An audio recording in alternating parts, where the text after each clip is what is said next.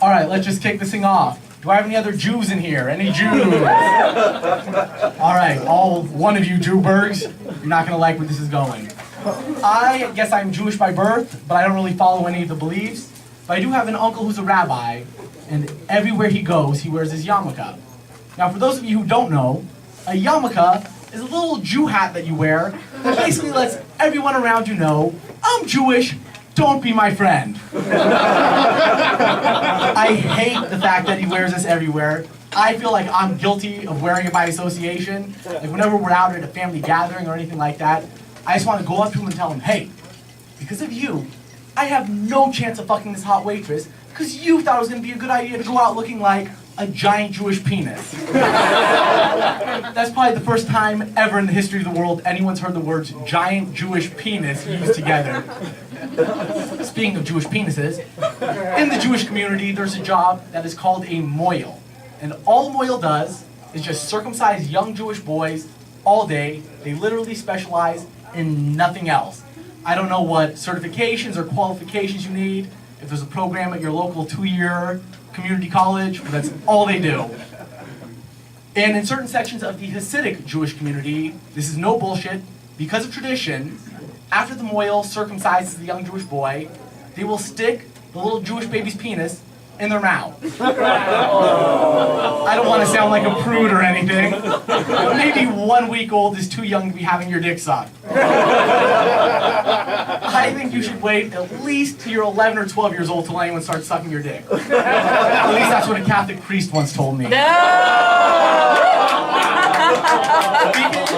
of people sticking young boys' penises in their mouths, I am a huge Michael Jackson fan. And yes, that joke hurts my soul to say. I'm such a fan to the point where when he died, when most people were getting messages along the lines of, hey, did you hear Michael Jackson died? I was getting messages along the lines of, hey man, if you need someone to talk to, I'm here for you. I'm such a fan to the point where I'm not even in denial of whether or not he touched those little kids.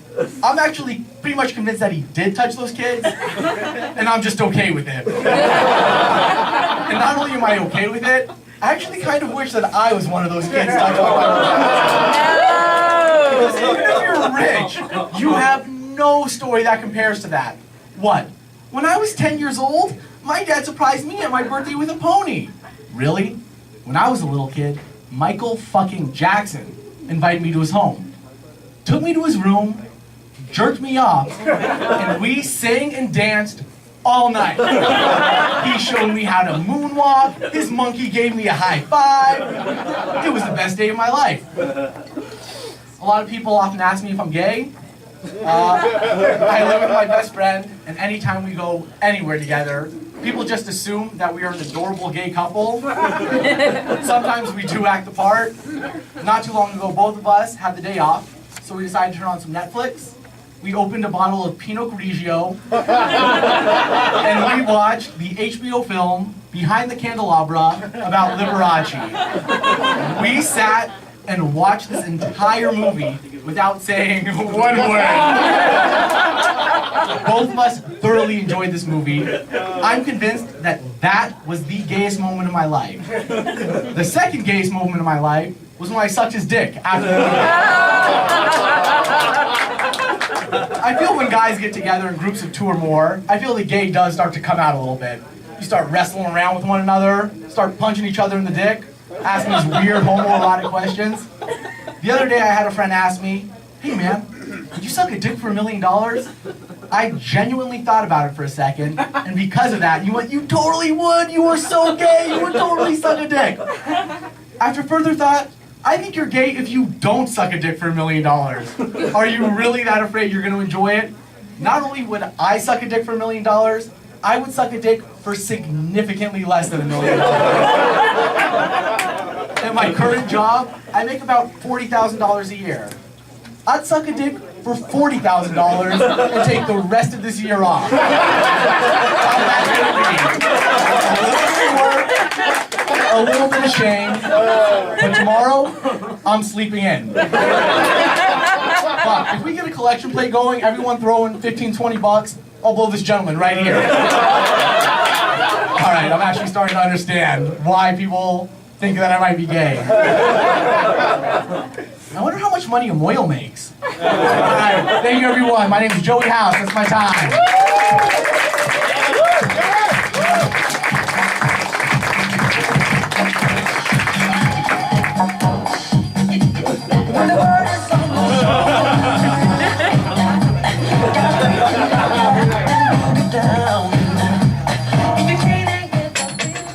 I had to take my glasses off to make that one work. Mr. Joey Hauss, everybody. So here's the thing, and maybe because you're so new to this, you don't know this trick yet.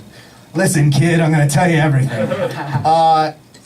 You don't have to tell me to introduce you as your first time. You know that, right? Well, it's my second time, so... Okay. Wow, you're going places, I can see. But, you know, it is funny to watch. So what was it that made you want to be a comic? What was it that made you just decide, fuck this nonsense, I am going to do this? I don't know, well, when I'm like with friends and everything, that it's always, like I'm good at telling stories. Whenever something happens, I find the funny in it. Every time, I'm good at embellishing and then just making it up, and so... Oh, cool, you're a liar. A little bit, yeah. Awesome. I was really glad that we established that right up top. So, what was the final push? Because, and we'll talk about this in a second, but there is a lot of crossover between jiu-jitsu and doing comedy, and we'll talk about this in a second. But what is it about it? What was the final push? I don't, like, it was just that I wanted to do it, and I was like a little bit afraid to do it, but the fact is, like with jiu-jitsu, you do competitions, and like those are scary. And so it was just something that I wanted to do bad enough that the fear didn't even matter anymore, that I just was gonna go out and do it. So what was it like the first time? Amazing. It was actually here at the main room, and I thought it was gonna go okay, and it actually went better than I thought. It went a lot better than I thought. Did you have a fear that, like, especially your friends, these jerks over here, did you feel that they were going to heckle you at any time? I was kind of hoping they would. Okay, we can make that happen right now. Does any of you guys have like something you want to air grievances at him? Because we can make this happen right now. My little baby boo's over there. I'm glad that you lower your head to let them know, like, go for it. Go for it, I'll see you on the mats on I'm sure he's Monday. actually drinking a Pinot Grigio right now, or a white Zinfandel or something like that. Yeah, this relationship. You know me well, sir. Yeah, this relationship you guys have, weird. Weird, I'll say that. Friends, weird. Friends, indeed. But tell me about this. So, why did you want something to go wrong? Oh, I didn't want anything to go wrong. But why did you want somebody to heckle you then? Well, so I could fucking beat the shit out of him later. Maybe. Oh, so I wasn't off base. Okay, wow. Did you? I like his style. And tell me this, because you're standing up. What is your primary mode of attack if somebody's making fun of you? Oh, I haven't gotten there yet because it hasn't happened yet. I was gonna just wing it when it happened. That's a terrible plan. It's no plan at all, actually. That's the most dangerous version of all the plans, I think. Yes, Austin, you have a question. I have a question. Yes, sir. Well, I've heard you reference a triangle a number of times tonight. Yes. Can someone explain to me what that means? They probably can. Do it. All right, yeah. Just a... No, he'll show you.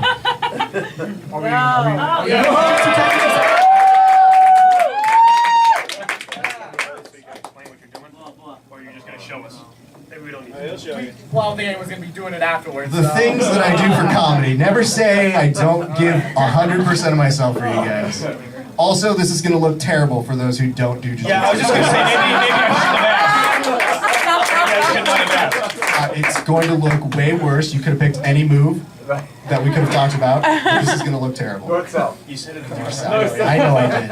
All right. Okay. So, walk them through this so that they don't think it's as weird as it is. No more. Oh, it's definitely gonna be as weird as it looks. So. Yeah, I got it for you. All right. So, what you're gonna want to do is you're gonna want to get an overhook here. Overhook, underhooks, overhooks. You want to isolate one arm. That way, you have an arm trap. Okay. So, kick one arm around. Okay. Grab.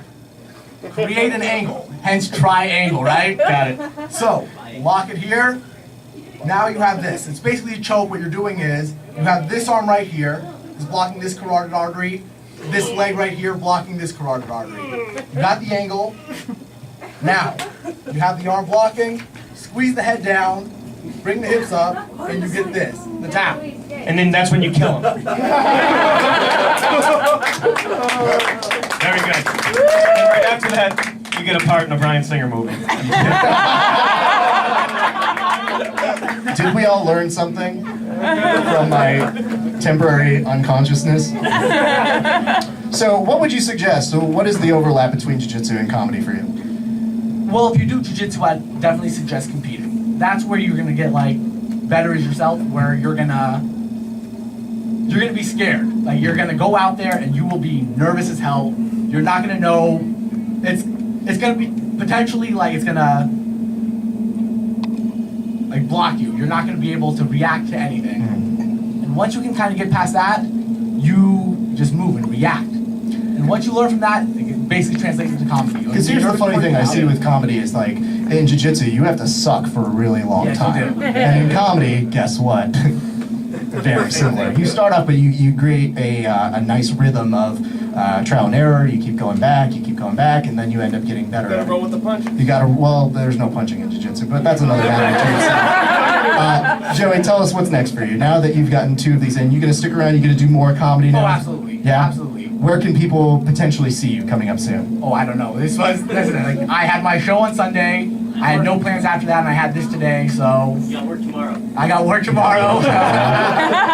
Oh, your roommate / secretary over here. This is real.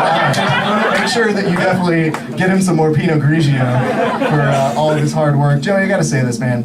It is one of those rare treats when I see somebody start doing comedy who just enjoys it, has fun doing it, and keep that. When you are doing it, make sure that you are always having a good time. And if you have a good time, the people around you, they tend to have a good time too. So keep that in mind. We're going to definitely keep an invitation for you, my man. And it's a pleasure to have you.